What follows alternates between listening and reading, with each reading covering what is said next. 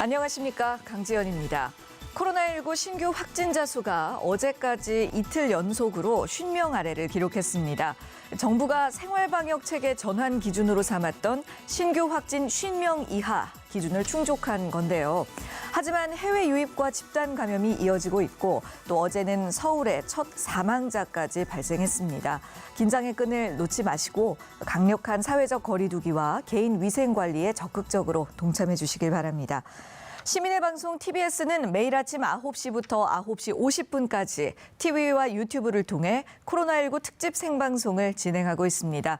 질병관리본부에 따르면 어제 0시 기준으로 누적 확진자가 총 1,331명 발생한 것으로 집계됐습니다. 먼저 서울 상황실에 나가 있는 기자 연결해서 지난밤 주요 내용과 현재까지 소식 정리하겠습니다. 최양지 기자.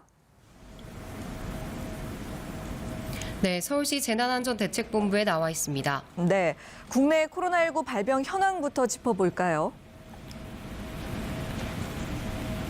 국내 코로나19 확진자는 지금까지 1,331명으로 집계됐습니다. 추가된 확진자는 47명으로 이틀째 50명 아래를 유지했습니다. 신규 확진자 가운데 14명은 서울을 비롯한 수도권에서 나왔습니다. 집단 감염이 발생한 경기 의정부 성모병원에서 10명의 확진자가 나왔습니다. 대구에서도 13명이 확진 판정을 받았습니다. 해외 유입 사례도 꾸준히 늘어나면서 공항 검역 과정에서 14명의 확진 환자가 확인됐습니다. 해외 유입 사례가 지역사회에서도 3명이 나와 하루 동안 늘어난 전체 신규 확진자의 약 36%에 달합니다. 완치에 격리 해제된 확진자는 96명이 늘어 모두 6,696명입니다. 국내에서 확인된 사망자는 6명 늘어 모두 199명입니다. 네, 서울 상황은 어떤가요? 서울의 코로나19 확진자는 581명으로 늘었습니다. 신규 확진자 중 6명은 해외 접촉과 관련된 사례입니다. 강남구에서는 미국 유학생 2명이 영국에서 입국한 대학생 1명이 확진 판정을 받았습니다. 관악구에서도 미국에 다녀온 학생 1명이 확진 판정을 받았고 노원구에서도 멕시코를 다녀온 학생 1명, 성동구에서는 페루와 미국을 거쳐 입국한 유학생 1명이 각각 확진 판정을 받았습니다. 자치구별 누적 확진자 수는 해외 유입 환자가 급증한 강남구가 53명으로 가장 많았고 관악구가 41명, 송파구 36명, 구로구 35명 등입니다. 네, 서울에서 신규 확진자가 8명이 추가가 됐고 또 첫 사망자가 나왔다고요. 서울에서 코로나19로 숨진 첫 사례가 나왔습니다. 40대 남성인이 환자는 구로 콜센터 직원의 남편으로 해당 일가족 모두 코로나19에 감염된 것으로 알려졌습니다. 이 환자는 폐암 등 기저질환을 앓고 있던 것으로 알려졌습니다. 서울시 내 최대 집단 감염이 발생한 구로 콜센터 관련 확진자는 현재 98명입니다. 지난 2일을 마지막으로 구로 콜센터 관련 확진자는 아직 추가로 확인되지 않고 있습니다. 네, 그렇군요. 한편 정부가 자가격리자에 대해 전자팔찌 착용을 추진하겠다라고 밝힌 가운데 서울시도 이 정부 방침에 적극 협조하겠다는 입장을 내놨네요. 네, 정부가 코로나19 자가격리자 이탈을 막기 위해 위치 확인용 전자팔찌를 도입할 것으로 보입니다. 무단 이탈과 이로 인한 감염 사례가 잇따라 발생하면서 모든 자가격리 무단 이탈자에 대해 무관용 원칙이 적용됩니다. 이에 따라 정부는 자가격리자의 신체에 팔찌 등 별도의 전자장치를 부착해 격리지 이탈 여부를 실시간으로 확인합니다. 만약에 부착에 동의하지 않을 경우에는 입국을 거부하는 방안도 검토하고 있습니다. 서울시도 코로나19 관련 자가격리자에 대해 전자팔찌 부착을 정부가 의무화하면 적극 협조하겠다는 방침입니다. 현재 서울시는 자가격리 위반 사례 4건을 고발한 상태입니다.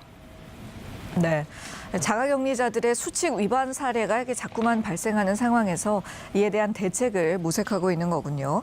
그런가 하면 경기도는 폐쇄된 신천지 시설에 출입한 신천지 예수교회 이만희 회장에 대해서 고발을 검토하고 있습니다.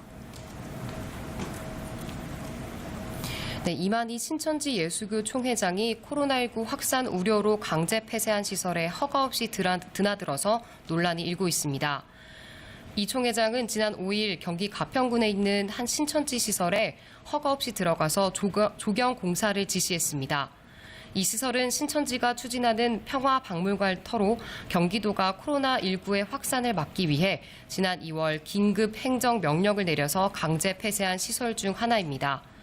경기도는 사실을 확인한 뒤 이총 회장에 대한 고발을 검토하기로 했습니다.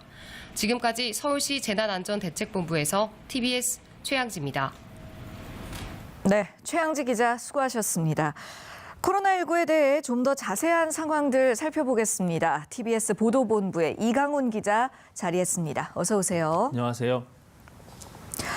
지금 국내 상황을 짚어봤으니까 네. 이제는 해외 상황에 대해서 이야기를 좀 해봐야겠는데요. 네. 지금 전 세계 확진자 수가 140만 명, 사망자 수는 8만 명을 넘어섰다고요? 그렇습니다. 미국 존스홉킨스 대학의 집계를 보겠습니다. 약 4시간 전인데요. 우리 시간으로 오늘 새벽 4시 때를 기준으로 전 세계 확진자가 141만 2천여 명, 누적 확진자가 8만 1천여 명으로 기록이 됐습니다. 국가별로 나눠보면 확진자 수가 가장 많은 미국이 38만 6천여 명을 넘어서서 40만 명을 향해 바짝 다가섰고요. 스페인이 14만 명, 이탈리아가 13만 5천 명, 프랑스가 11만여 명을 기록하고 있습니다. 또 사망자는 이탈리아가 1만 7천여 명으로 가장 많고요. 스페인이 1만 3천여 명, 프랑스가 1만 300여 명으로 기록되고 있습니다. 네. 미국 뉴욕 같은 경우는 하루에 추가되는 사망자 수가 소폭 줄어들면서 네. 사태가 정점을 찍은 게 아닌가라는 해석까지 나오고 있었던 상황이잖아요. 그렇죠. 그런데 사망자 수 증가폭이 다시 늘었단 말이죠. 네. 좀 성급한 진단이 아니었나 하는 생각이 드는데. 네, 미국 뉴욕주 입장에서도 많이 당황스러울 것 같습니다. 네. 이 코로나19 확산세를 사실 규정함에 있어서 이제 확진자 수 증가세를 이제 많이 고려한다면 사실 이제 미국 뉴욕주 같은 경우에는요 사망자 수에 대해서 좀 많이 주목을 하고 있었거든요. 네. 네, 뉴욕주의 경우에는 하루에 추가되는 사망자 수가 지난 4일에는 630명까지 치솟았다가 또 그 다음 날인 5일에는 이제 594명, 네. 또 그 다음 날에는 이제 599명으로 조금씩 이제 주춤했습니다. 그렇죠. 그런데 어제의 기준으로 731명으로 다시 크게 확 뛰었고 네. 사실 이 수치가 가장 많은 사망자 증가폭입니다. 그러니까는 아하. 최고치를 사실 기록했다고 볼 수 있죠. 예. 그래서 이제 이런 현상을 두고 뉴욕타임스는 이렇게 표현하기도 했습니다. 네, 터널의 끝에서 불빛을 찾으려던 어떤 뉴욕주의 희망이 아직 잘 이루어지지 않았다라는 좀 이게 좌절감 섞인 표현을 내놓기도 했는데 네. 다만 이제 그 쿠오모 뉴욕 주지사는요 브리핑에서 입원율 지표도 좀 봐야 된다라고 좀 이런 부분을 좀 강조를 했습니다. 그러니까 입원율 지표에서는 코로나19 확산세가 좀 둔화하는 신호가 좀 보이고 있는 것에 우리가 조금 더 네. 의미를 부여해야 한다라는 뜻인데요. 그러니까 입원율은 사실은 우리로 치면은 이제 그 확진율하고도 조금 맥락이 더 가까워질 수는 있는데 네네. 입원율이 이제 사망자 통계보다 좀 더 그 의미가 이제 앞서는 지표로 좀 봐야 된다라는 뜻이고요. 예. 이런 측면에서 입원율만 놓고 보면 이제 코로나 바이러스 확산 곡선이 좀 평탄화되고 있다라고 좀 규정할 수 있다라고 이제 뉴욕주 주지사는 좀 강조하고 있습니다. 예. 이런 상황 속에서 해외 여러 나라들의 지금 분위기가 네. 굉장히 엇갈리고 있습니다. 일본은 별일 없는 것처럼 계속 버티더니 어제 아베 총리가 결국 긴급 사태를 선포하고 나섰고요. 네. 반면에 중국은 코로나19 바이러스 사태의 진원지인 후베이성 우한의 봉쇄 조치를 이제 해제를 했단 말이죠. 그렇죠. 좀 거칠게 보면은 마치 좀 희비가 엇갈리는 듯한 네. 이런 이제 모습이 보이기도 하는데 사실 그렇더라도 지금 상황들은 모두 다 좋지 않습니다. 일단 후베이성은 우한에 대해서 일단 봉쇄 조치는 좀 풀기로 했는데 이게 지난 1월 23일부터 봉쇄를 했으니까 어제까지 한 76일간 이어진 겁니다. 근데 우한 바깥 지역으로 이어지는 이제 통로가 이제 단절이 됐었고 또 네. 모든 그 공공 그 대중교통이 다 중단이 이제 된 상태여서 예. 사실상 도시 전체로 보면은 좀 유령 도시에 가까운 모습이었다고 할 수 있는데 네네. 저 주택 단지도 엄격히 폐쇄돼 있었기 때문에 집 밖으로 나와서 이동하는 것도 이제 매우 엄격히 제한이 됐었죠. 이렇게 해서 우한시는 사실 이제 무려 이제 900만 명이 이런 그 봉쇄 조치 이제 대상이 됐었었는데 네. 중국 후베이성 당국이 오늘 오전, 그러니까 8일 오전 0시를 기해서 이 외부로 나가는 그 교통 통제를 해제를 한 겁니다. 예. 그래서 이동을 할 수 있게 된 거죠. 그래서 우한 공항에서는 중국 내 이제 국내선 항공기, 국제선까지는 아니지만 네. 국내선 항공기가 좀 다닐 수 있게 됐고 기차 운영도 재개가 됐습니다. 네. 그러니까 그 중국 내에서는 이제 우한시와 다른 지역을 오갈 수 있는 교통로가 다시 이제 뚫리게 된 거잖아요. 네. 중국 정부 입장에서는 이 우한의 봉쇄를 해제한다는 것이 네. 코로나19 사태가 중국은 어느 정도 정리되고 있다.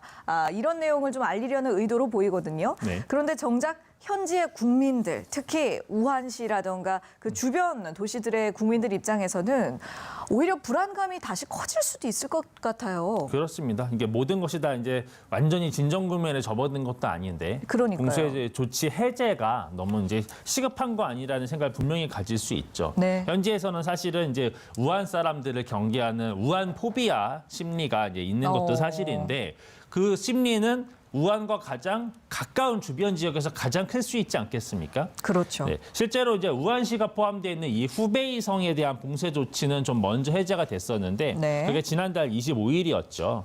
이렇게 봉쇄를 해제하니까 이제 후베이성 이제 사람들 중에 일부가 옆에 있는 다른 지역, 그러니까 장시성으로 좀 넘어가기 위해서 그 장강에 있는 다리를 넘어가려는 과정이 있었는데 이때 이제 양측 그 주민들 간에 이제 그 물리적 충돌이 좀 벌어지기도 했었거든요. 넘어오지 말아라. 네. 그래서 뭐 그 공안이 다 양쪽의 공안이 다 출동하기도 하고 했었었는데 이렇게 이제 당장 그 우한 봉쇄를 이제 해제함으로 해서 그 한 5만 명 가량의 시민이 기차편을 이용해서 우한 밖으로 이동하려고 한다라는 보도도 좀 나온 상태고요. 예. 그래서 우한 시민들이 이렇게 외부 지역으로 이동하는 것에 대해서 주변 지역 사회에서는 계속 불편한 심기를 드러내면서 강하게 좀 반발하는 모습도 이어질 가능성이 있습니다. 예.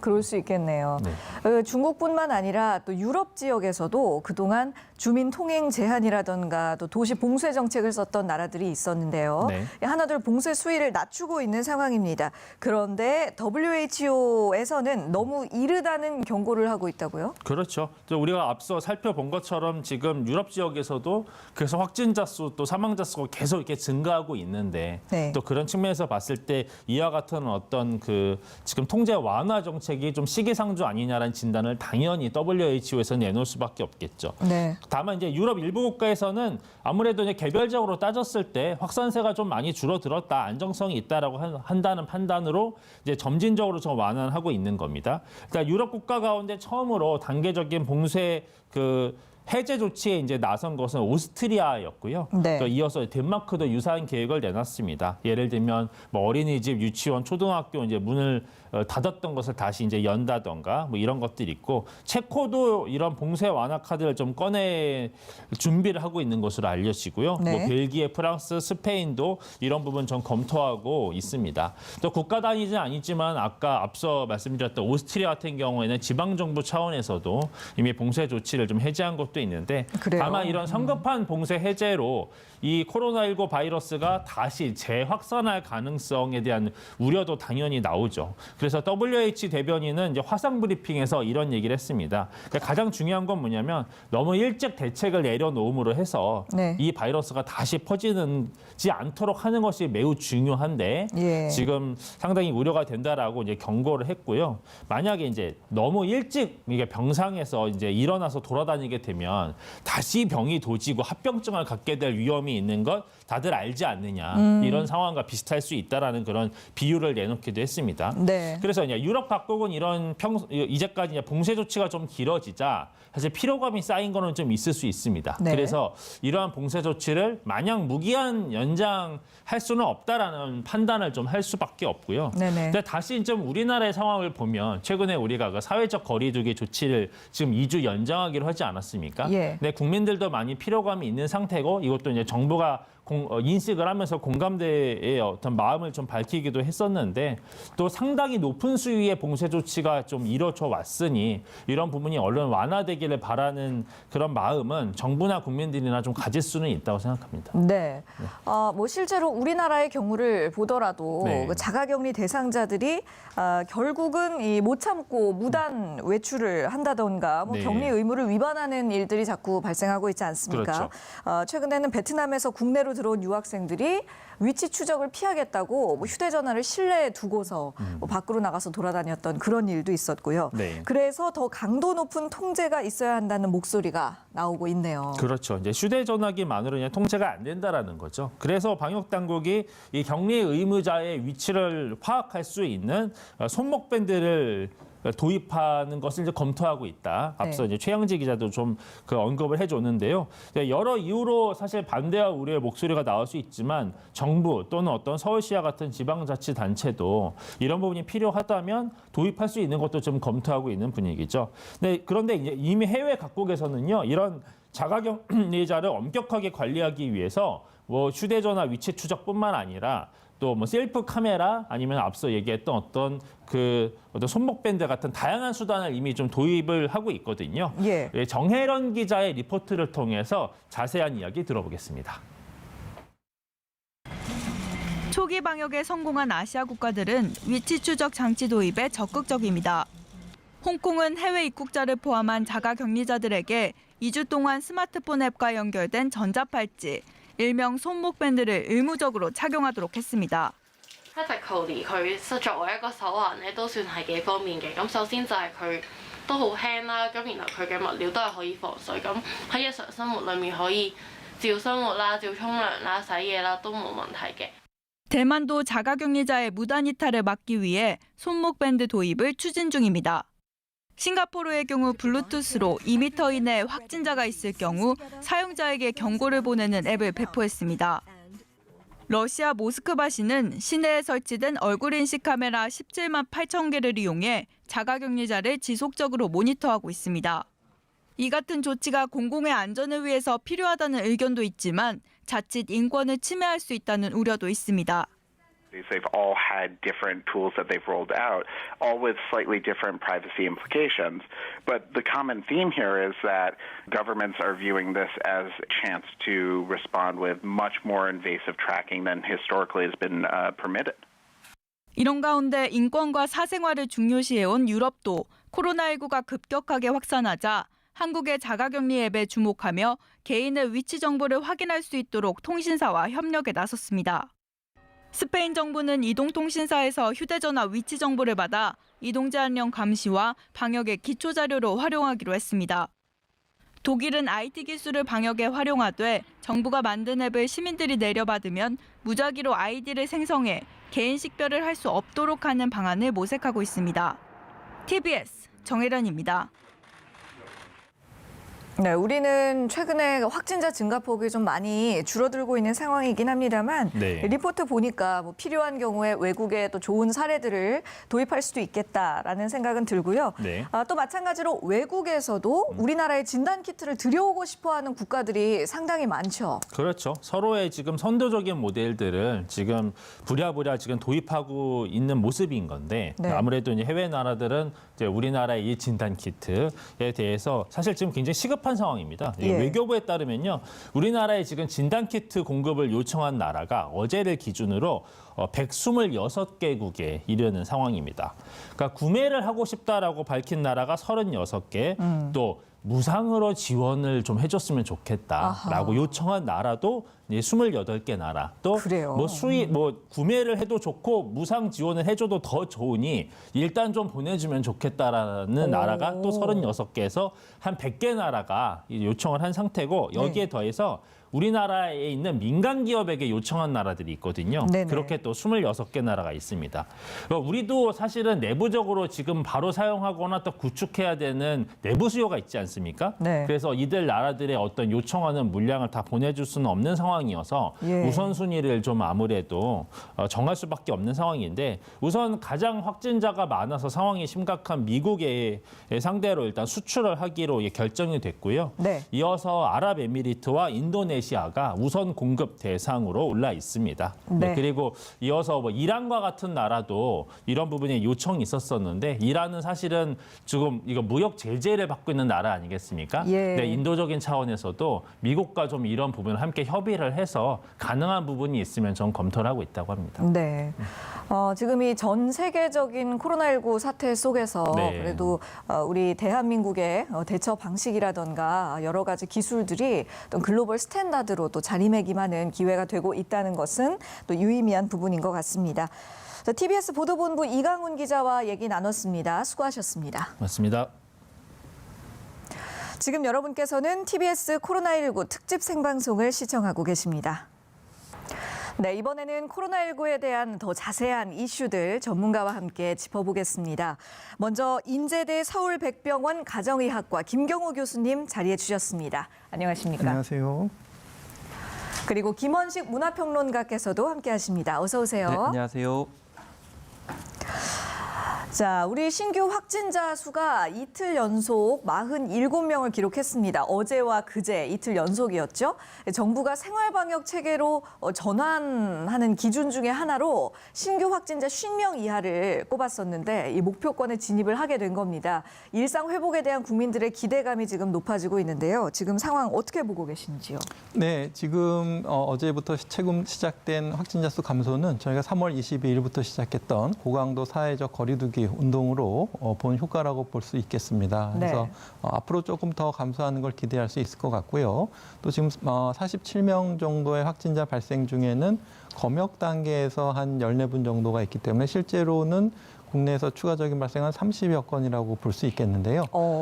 물론 이제 우리가 언제 다시 일상으로 돌아갈 것이냐에 대해서는 우리가 확진자가 0명이 된다고 하더라도 예전과 같은 일상으로 돌아갈 수는 없고 새로 변화된 생활 방역으로 돌아가야 되겠습니다. 그러니까 예. 여전히 밀집한 장소에서 다중이 모이는 모임에 참가하시면 안 되겠고 손위생이라든지 마스크 착용 같은 것들은 꾸준히 계속 새로운 생활 습관, 새로운 일상이 되는 것을 기준으로 해서 일상으로 돌아가시는 준비를 하셔야 되겠습니다. 예, 물론 그 수치적으로는 긍정적인 신호입니다만 아직까지는 긴장의 끈을 놓지 마시고 사회적 거리두기에 계속해서 동참을 해 주셔야겠습니다.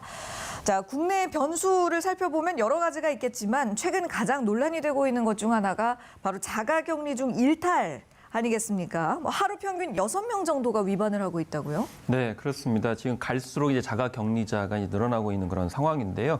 그래서 지금 현재 이제 해외 입국자라든지 이제 국내의 어떤 자발적인 자가 격리자까지 포함을 해가지고 이 4만 6천여 명 정도가 지금 자가 격리를 하고 있거든요. 근데 앞으로는 한 8만에서 9만 명 정도까지 늘어날 이제 상황이라서 이걸 어떻게 관리할지가 관건인데, 물론 지금 이제 인력 가지고는 충분히 가능하다고 지자체에서 밝히고는 있어요. 그렇지만 하루 평균 6.4명 정도의 이제 이탈자가 발생을 하고 있는데, 이 정부에서는 공식적으로 75명 정도 이렇게 위반을 해서 사법 절차에 들어가고 있는 6명 정도를 기소 의견을 이제 이렇게 내고 있는데, 대검에서는 강력하게 지금 의도를 밝히고 있습니다. 이 음성이 나와도 구속 수사가 원칙이다. 처벌을 하겠다 이렇게 밝히고 있고요. 물론 삼중 감시로 이제 앱이라든지 GIS로 이렇게 24시간 통제를 하고 있지만 이렇게 자가 격리자가 나올 수 있는데, 어쨌든 서울시 입장에서는 원 스트라이크 아웃이다. 그래서 한 번 적발이 되게 되면 향후에 불이익을 주겠다. 그래서 이 생활지원금이라든지 재난지원금 같은 경우에도 이 박탈을 하겠다 이렇게 이제 밝히고 있는 그런 상황이에요. 더 이제 눈여겨봐야 될 것은 나중에 피해를 또 끼치게 되면 손해배상까지도 묻겠다 이렇게 얘기를 하고 있기 때문에 섣불리 답답해서 지하철을 타고 돌아다니는 그런 20대의 사례처럼 그런 이제 어처구니 없는 사례가 없도록 각자 좀 조심을 해야 될 그런 상황입니다. 예. 지금이 그 감염 확산세를 확실히 잡아갈 것이냐에 있어서 굉장히 지금 중요한 시기가 아닙니까? 그러니까 이런 부분에 있어서는 확실히 좀 강경하게 대응을 할 필요성이 있는 것 같고요. 사실 이렇게 격리 지침을 위반하는 것이 우리나라만의 문제는 아닙니다. 해외에서는 어떻게 대처를 하고 있나요? 사실 우리나라에서는 이제 이번에 자가격리를 위반하게 되면 1년 이하의 징역, 벌금 1,000만 원에 처한다라고 개정을 했어요. 근데 이것도 이제 엄청나게 세냐? 이렇게 봤을 때 해외 사례를 보게 되면 이제 더 심한 사례도 있거든요. 예를 들면은 캐나다 같은 경우 격리 이탈자에 관련돼 가지고 최대 6억 5천만 원 정도의 벌금을 매기겠다 이렇게까지 얘기를 하고 있고요. 심지어는 인도에서는 허가 없이 외출한 시민의 회초리형을 경하는 경우가 있습니다. 물론 우리나라에서는 그렇게 하면 안 되지만 네. 그만큼 엄중하게 생각을 하고 있다라는 것이고요. 예. 캐나다 경찰 같은 경우는 유탄을 발사하겠다 이렇게 얘기를 해서 캐나다조차도 강력하게 이렇게 얘기를 하고 있습니다. 네. 그리고 인도네시아 같은 경우에도 최대 855만 원의 벌금 매기겠다. 그리고 싱가포르도 850만 원 정도 한다는데 이 무엇보다도 미국의 이제 켄터키주나 이런 곳에서는 전자팔찌를 착용시키겠다. 홍콩 같은 경우에도 전자팔찌를 착용 의무화하겠다 이렇게 나서는 등 새로운 범죄 유형이라고 불릴 만큼 전 세계에서 강력하게 이렇게 나서고 있는 것은 바로 그만큼 위험한 이제 전염 요인 때문이라고 볼 수가 있겠죠.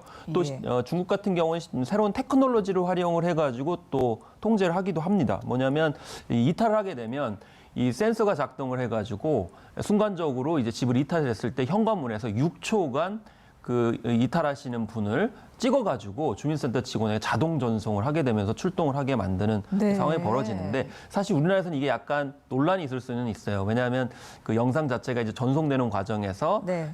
개인 사생활 침해도 있는데 어쨌든 이런 정보 테크놀로지를 활용한 형태로 모색을 하는 등 법 외에도 다양한 조치들이 지금 외국에서도 시도되고 있는 것입니다. 예, 지금 김원식 평론가께서도 홍콩 이야기를 언급하셨는데 우리 정부도 어제 그 손목 밴드 도입을 검토하고 있다고 언급을 했거든요. 먼저 시행했던 홍콩에서는 어느 정도 효과가 있었는지 궁금하네요. 네, 홍콩에서는 대부분 수용이 좋고요. 방수 기능도 돼서 차고도 샤워도 가능하다고 이렇게 얘기를 하고 있고요. 예. 인권 침해 논란에 대해서는 그래도 좀 비교적 긍정적으로 받아들이시는 것 같고요. 근데 사실 이것은 그 자가격리 대상자를 대상으로 지급하는 거기 때문에 사실은 이분들의 사생활은 사실 집에 계셔야 되는 거거든요. 어디 돌아다니시는 게 아니고. 네. 그렇기 때문에 이것은 이제 또 우리가 전자 팔찌 했을 때 마치 이제 성범죄자에게 하는 전자 발찌를 좀 연상하셔서 그럴 수가 네, 있겠는데 네. 그것은 그것이 아니고 이제 우리가 법을 어기기 전에 이제 사전적인 예방 조치를 할 수 있는 2중, 3중적 우리가 처벌을 강화하겠다 함에도 불구하고 계속 위반 사례가 나오기 때문에 예. 사전에 어떤 좀 차단하는 의미가 있겠고요. 이제 명칭은 손목 밴드라든지 스마트 밴드라든지 그리고 이제 어떤 정도 풀르는 기능을 좀 어느 정도 스스로 풀지 못하게 하는 게 끝나면은 글쎄요 나중에 또 자기가 또 이렇게 다른 용도로 사용할 수 있게 기능을 추가한다든지 다양한 아이디어가 좀 필요할 것 같습니다. 네, 그렇군요.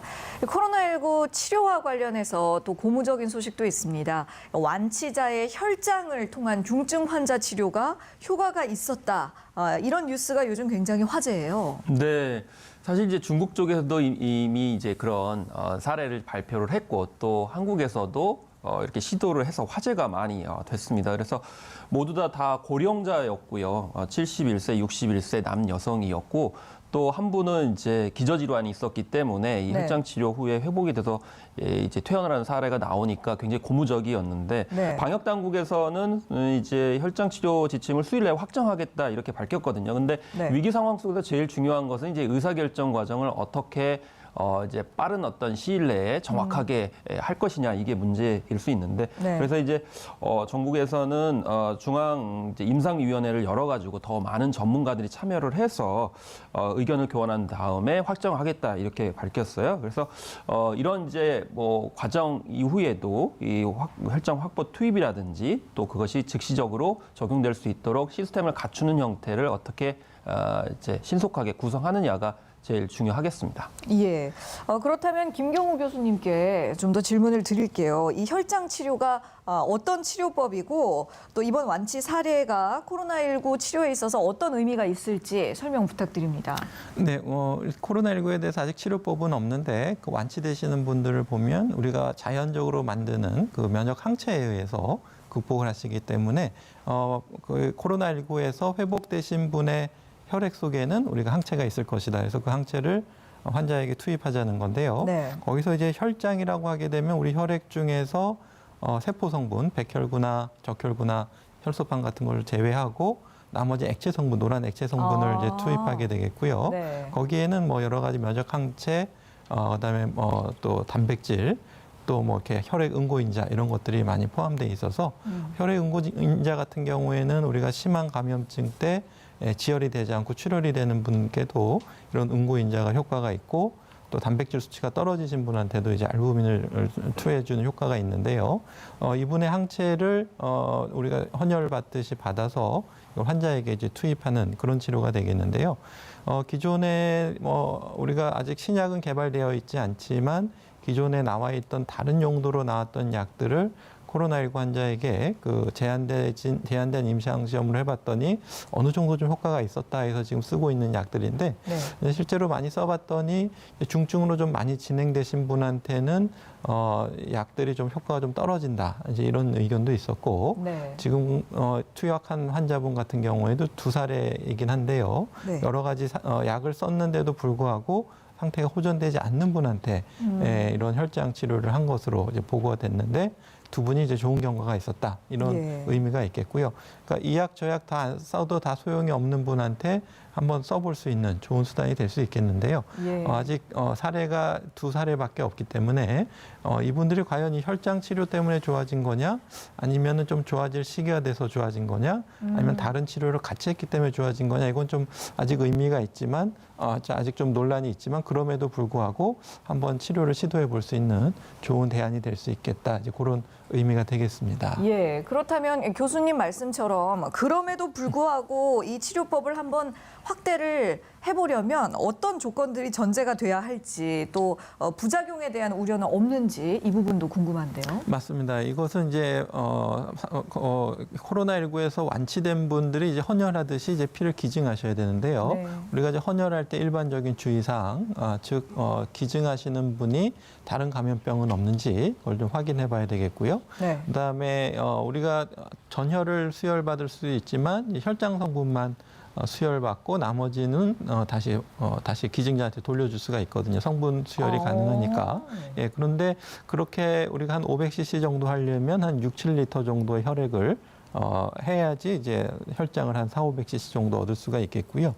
그러니까 그만큼 좀 혈장을 채취하는 과정이 좀 까다롭다고 할 수 있겠고요. 네. 기증하시는 분의 물론 이제 안전도 좀 고려를 해야 되겠고요.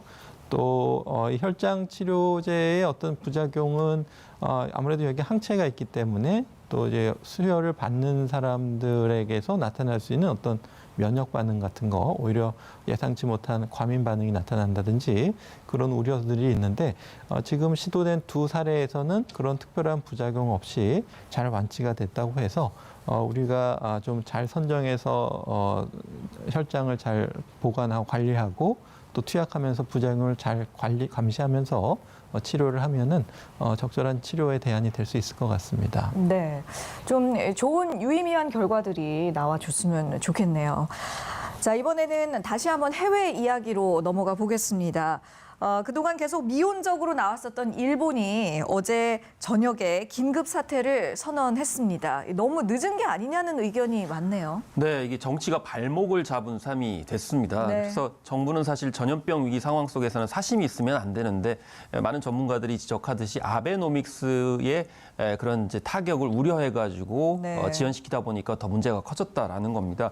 그래서 이미 5천 명에 육박을 하고 있는 그런 상황이고요. 또 도쿄 같은 경우는 1,000여 명을 훌쩍 넘었기 때문에 더욱 심각하죠.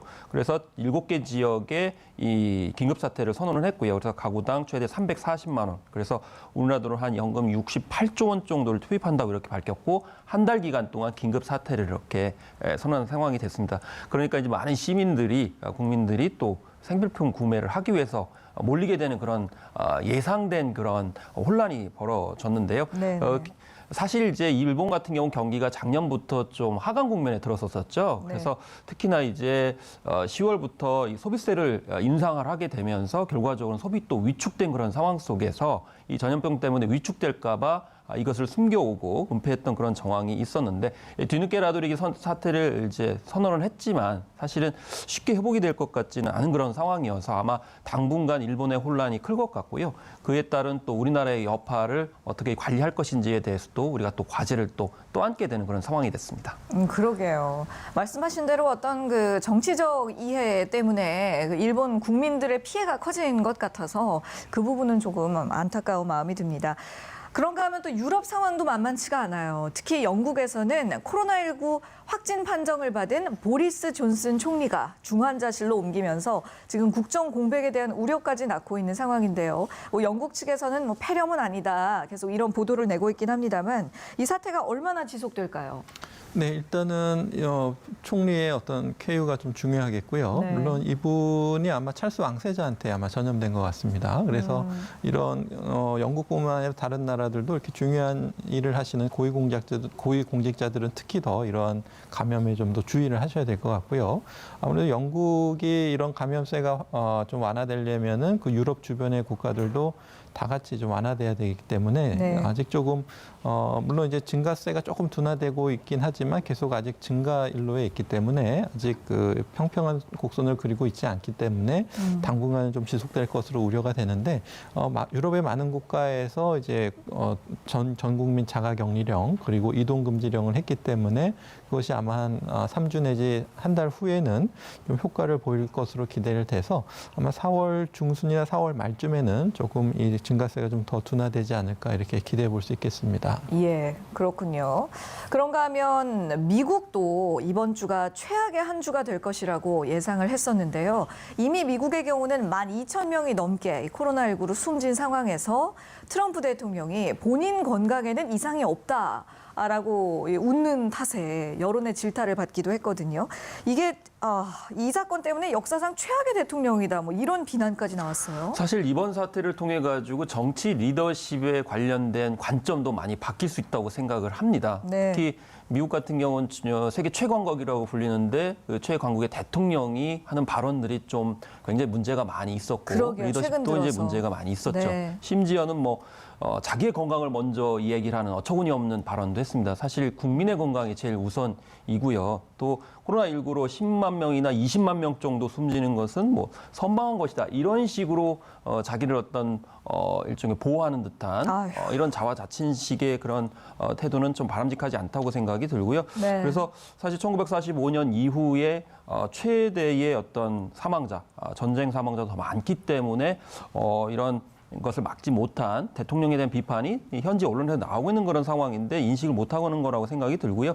어쨌든 저는 영웅, 히어로의 관점의 리더십, 강력한 힘을 보여주려고 하는 리더십은 가고 월스트리트 저널이 얘기했던 관력 리더십. 그래서 우리나라의 어떤 정경 본부장이 굉장히 주목을 받았거든요. 그렇죠. 체계적인 데이터와 실제 임상 대처 자료와 노하우를 가지고 차근차근 침착하게 일관되게 대응하는 리더십이 굉장히 중요하다. 그래서 트럼프 대통령이 보여준 그런 현실인식은 실제 데이터와 자료 그리고 대처 방안이 아니고 쇼맨십에 가까웠던 측면들이 있거든요. 그렇기 네. 때문에 이 코로나19 사태에서 오히려 정치 리더십이 치명적인 바이러스가 되는 일이 없도록 향후의 어떤 과제가 이렇게 부상했다고도 볼 수 있겠습니다. 네. 저도 최근에 그 트럼프 대통령의 그 행보를 보면서 지금 언급해 주신 그 쇼맨십이라는 단어가 계속 떠올랐었거든요. 하지만 이 실질적인 상황을 보면 여러 가지 지금 실책들이 있었는데 가장 중요한 실책 중에 하나로 사망률을 꼽을 수 있겠습니다. 100만 명당 사망률이 우리나라에 비해서 6배나 높다고 하거든요. 아무래도 또 첫 확진자가 발생한 시기가 우리나라와 하루 차이기 때문에 또 이 부분도 더 비교가 될 수밖에 없겠죠. 네, 그렇습니다. 그래서 우리나라는 그 첫 확진자가 19일 날 입국했던 중국 분이시고 이제 20일 날 바로 검역 단계에서 이제 일본 환자가 되셨고요. 그러니까 네. 우리나라에 들어오지는 않으셨고 미국 같은 경우에는 15일 날 입국했던 중국 분이 이제 21일 날 이제 확진됐기 때문에 일본 환자 발생 시기는 좀 어느 정도 비슷했다고 볼 수 있겠고 다만 우리나라는 좀 더 적극적인 조사와 그다음에 추적 같은 것들을 열심히 했는데 비해서 미국은 말씀하신 것처럼 낙관적으로 보고 어떤 중국에서 오시는 분들을 이제 차단을 했는데 하지만 거기서 이제 미국 시민은 입국을 계속했고 그러니까 봉쇄 정책도 좀 효과가 없었던 것 같고요. 네. 무엇보다도 이제 지역에서 여러 가지 확진자가 발생될 때까지 적극적인 조치가 없었다가 이제 뒤늦게 그 검사량을 늘리고 할 때는 좀 이미 늦은 시기가 아닌가 이렇게 좀 생각이 되고요. 또 다른 점은 우리나라에 비해서 아무래도 또 비만 인구도 많고 또 비만과 관련된 여러 가지 고혈압, 당뇨와 같은 만성 질환도 좀 유병률이 높아서 걸렸을 때 치명률이 더 높았던 게 아닌가 이렇게 좀 추측이 됩니다. 예. 그러니까 보통의 경우에 어떤 비만인 사람들이 기저질환을 갖고 있을 가능성이 더 높기 때문에 이제 비만 인구가 더 고위험군이 될 수밖에 맞습니다. 없다고 보면 되는 것이죠. 자, 그런가 하면 집단 면역을 시도했던 스웨덴에서는 일주일 동안 코로나19로 인한 사망자가 300명이나 늘었습니다. 사실상 이 수치로만 보면 집단 면역에 실패한 것이 아닌가라는 생각이 들거든요. 네, 결국 이제 우리가 이 코로나19를 극복하기 위해서는 이제 전체 인구의 60% 이상의 면역력을 가지고 있어야지 전파가 좀 차단이 됩니다. 그래서 집단 면역을 만드는 방법은 전 국민 예방접종을 통해서 집단 면역을 형성할 수가 있겠는데요.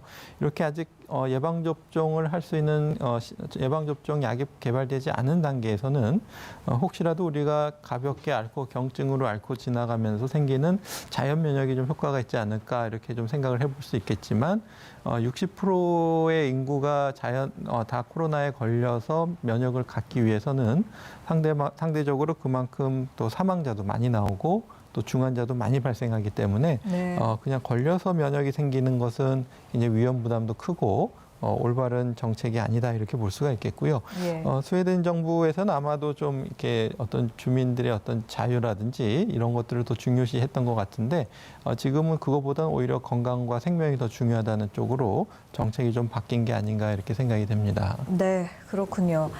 자, 이렇게 전 세계가 코로나19로 혼란을 겪고 있는 와중에 코로나19의 진원지로 알려져 있는 중국 우한은 오늘부터 봉쇄가 해제됐습니다. 신규 확진자나 사망자가 없다고는 하지만 과연 이것이 시기적절한 조치였는가 우려의 목소리도 높은데요. 네, 그렇습니다. 그래서 사실 우한 같은 경우는 석 달 사이에 전체 이제 확진자의 한 61%가 한 3만 명 이상이 발생을 했고요. 네. 또 사망자 같은 경우에는 전체 2,500명 이상 중에 77% 그래서 1,500명 이상이 나왔기 때문에 과연 중국에서 밝힌 것처럼 신규 확진과 사망이 0이냐. 그래서 이 통계에 대한 신뢰성이 참 전문가뿐만이 아니고 외신에서도 끊임없이 비판을 제기했었거든요. 그런데 네. 이제 항공기, 철도 이걸 다 개방을 한다는 건데 물론 봉쇄를 영원히 할 수는 없는데 중요한 것은 데이터의 신뢰성 문제 때문에 재확산이 염려된다라는 것입니다. 그렇죠. 그래서 이게 반복될 가능성이 높다라는 것이고요. 그래서 무엇보다도 이렇게 봉쇄를 해제한다 하더라도 구체적으로 생활 방역을 어떻게 할 것인지에 대해서 왜냐하면 경제 활동을 해야 되기 때문에 그런 것에 대해서 과연 우한 시민들이나 이제 그 주변 분들이 익숙해져 있는가? 한국 같은 경우는 봉쇄를 하지 않았기 때문에 그게 자연스럽게 좀 젖어들어 있는 점이 있거든요. 그래서 네. 이 봉쇄 정책이 갑자기 풀렸을 때 문제가 바로 생활 이제 방역이 안 돼 있기 때문에 확산되는 점들이거든요. 이런 점들에 대한 신뢰성을 확보하는 것이 중국 내부뿐만이 아니고 국제적인 관계에서도 굉장히 중요하다. 또 이건 우리의 이제 문제이기도 하고요. 그래서 중국 쪽에서 무증상자가 1,000명밖에 안 된다 그러는데 사우스차이나 모닝포스트 같은 경우는 한 3, 4만 명 정도 될 것이다. 이렇게 얘기를 또 하거든요. 그래서 예. 제일 문제가 무증상자이기 때문에 이 무증상자에 대한 대처도 좀 미흡해버려서 좀 우려되는 사태라고 볼 수 있겠습니다. 네. 그리고 봉쇄 조치가 해제가 된다고 해도 우한 지역에서의 피해가 가장 혹독했던 만큼 그 지역 시민들과 의료진의 트라우마가 얼마나 극심하겠습니까? 이런 부분에 대해서도 대책이 분명히 필요할 것 같은데요. 네, 아마 우한 지역은 그런 심리적인 트라우마가 매우 클 겁니다. 그래서 많은 분들이 사망하셨고 또 의료진들도 이렇게 사망을 목격하고 또 사망하실 때도 굉장히 많이 힘들게 돌아가시는 모습을 계속 목격했기 때문에 남아있는 시민들 그리고 의료진들이 굉장히 많은 트라우마를 가지고 계실 텐데요. 우리나라도 많이 안타까운 사례들이 보고되면서 또 가족을 잃거나 또 병이 있는데 입원을 못하고 치료를 못 받고 이러한 불안감들이 있었기 때문에 이런 주변의 시민들도 굉장히 그 불안감이라든지 스트레스가 클 텐데요. 우리나라에서는 이제 국가 트라우마 센터에서 적극적으로 지원을 하고 있고 네. 또 심리 상담 센터를 통해서 또 이제 심리 상담을 하고 있고요. 그래서 우리가 조금 더 전문적인 치료가 필요하신 분들은 또 어떤 신경정신과 전문의의 진료를 통해서 치료까지 좀 받으셔야 될 텐데요. 무엇보다 이제 국민들이 조금 이러한 불안이나 이러한 감정들에 대해서 일단은 좀 자연스러울 수 있는 감정이라고 좀 받아들이시고 다만 이것들이 너무 심해서 이제 불면이라든지 식사장애 그런 신체 증상으로 나타날 때는 의사의 도움을 좀 받으시는 것이 좋겠고요. 또 이제 가짜 뉴스나 이런 것에 휩싸이지 말고 이제 올바른 정보 주로 주로 이제 국가에서 제공하는 정보에 귀를 기울이시면서 네. 마음을 다스리고 좀 긍정적으로 생각하시고 또 다른 사람들 또 도와주는 것이 또 시민체에 많이 도움이 된다고 하니까 예. 주변 사람들을 돌보시고 이렇게 하는 심리적인 노력이 필요하겠습니다. 네, 알겠습니다. 다시 국내 상황 좀 살펴보겠는데요. 현재 확진자 추이는 좀 안정되고 있습니다만 여전히 크게 문제가 되고 있는 부분이 바로 집단 감염입니다. 어제는 또 강남의 대형 유흥업소에서 확진자가 나와서 이 집단 감염에 대한 우려가 더 커지고 있습니다. 네, 사실 서울시 중에서도 이제 강남이 굉장히 주목을 많이 받고 있습니다. 네. 이제 변수가 이제 두 개죠. 하나는 이제 해외 입국자들이 이제 전염하는 비율이 이제 다른 구보다는 높은 그런 상황이고요. 예. 또 이제 초기에도 그랬습니다만은 강남 같은 경우는 좀 좋은 시설과 또 명소들이 많기 때문에 유동 인구가 상당히 많이 있죠. 이제 더구나 이제 유흥업소 같은 경우에도 밀집 지역이 이제 있는 측면들이 있기 때문에 이번에 이제 좀 예견되었던 사안이 이제 터진 거 아닌가 이렇게 얘기 드는데 이게 약간 중첩된 부분이 있는 게 일본에서 건너온 이제 연예인이 이제 접촉을 하게 되면서 네네. 문제가 된 것이거든요. 그래서 강남 같은 경우도 여전히 그런 이동 인구가 많은 상황 속에서 해외 입국자들을 어떻게 관리할 것인가가 제일 중요해졌는데 네. 문제는 해당 업소 직원 100여 명을 접촉한 것으로 이렇게 나타나가지고 결국에는 GPS나 이런 것을 통해 가지고 지금 이제 파악하는 형태로 이제 가고 있는데 어쨌든 서울시 중에서도 이런 강남을 중심으로 한 명소 그러니까 앞으로 봄철이 되고 또 이동 인구가 많아지게 되면 분명히 강남을 중심으로 해가지고 많이 또 이런 비슷한 일들이 벌어질 수 있기 때문에 좀 더 각별한 대책이 필요한 지역이라는 점을 항상 주지해야 될 필요성이 있겠습니다. 예, 그렇습니다. 아무래도 클럽이라든가 뭐 유흥업소라든가 이런 장소에서는 대규모 전파 위험성이 더 높을 수밖에 없지 않습니까? 예. 간략하게 설명 부탁드릴게요. 맞습니다. 환경이 밀폐되어 있고 또 가까운 거리에서 밀접 접촉을 통한 비말 감염이나 손 접촉을 통한 감염 위험이 높기 때문에 거기는 또 흡연이나 음주까지 추가되면은 감염 위험이 매우 높고 20대라고 해도 중증이나 사망 위험성이 높기 때문에 네. 방심해서는 안 되겠습니다. 그러니까요. 안 그래도 뭐 유흥업소라든가 뭐 클럽이라든가 뭐 이런 곳들에 대한 좀 더 철저한 관리 지침 강화가 어떻게 보면 조금 늦은 것이 아닌가라는 생각도 사실 좀 들거든요. 앞으로 더 확실하게 조사를 하고 관리를 해야겠습니다. 자, 지금까지 김경우 인제대 백병원 가정의학과 교수님 그리고 김원식 문화평론가와 함께 이야기 나눴습니다. 두 분 수고하셨습니다. 네, 감사합니다. 저희가 오늘 준비한 내용은 여기까지입니다. 건강한 하루 보내시고요. 시청해 주셔서 고맙습니다.